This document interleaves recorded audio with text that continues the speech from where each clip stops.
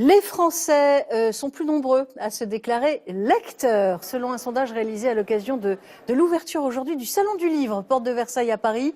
Des lecteurs de romans, de BD, de livres pratiques, mais quasiment plus d'encyclopédies. C'est un fait, Internet a remplacé ces encyclopédies papier à plusieurs volumes qui trônaient fièrement dans le salon, bien souvent achetés à crédit.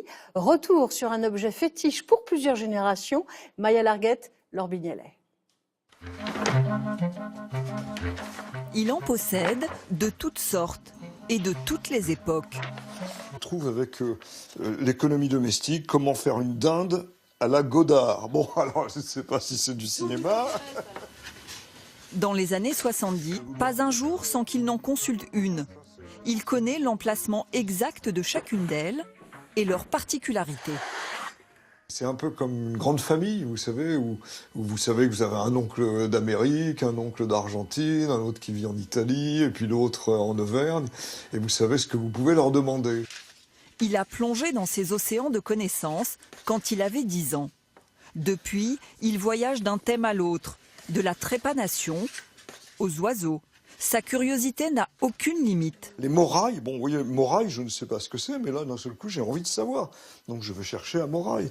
Et voilà comment on se retrouve avec l'économie domestique, comment faire une dinde à la Godard. Bon, alors, je ne sais pas si c'est du cinéma. Dans les années 70, c'est la France entière qui s'amourache des encyclopédies. Le savoir se démocratise. Alpha, tout l'univers, Universalis. Le marché explose et se décline en 20 volumes en livret et surtout à domicile. Vous êtes complètement convaincu, alors je pense. Oui, mais enfin quand même, vous voyez, je suis pas très décidée. Mais aujourd'hui, dans ce lycée de région parisienne, comme ailleurs, l'encyclopédie a bien changé.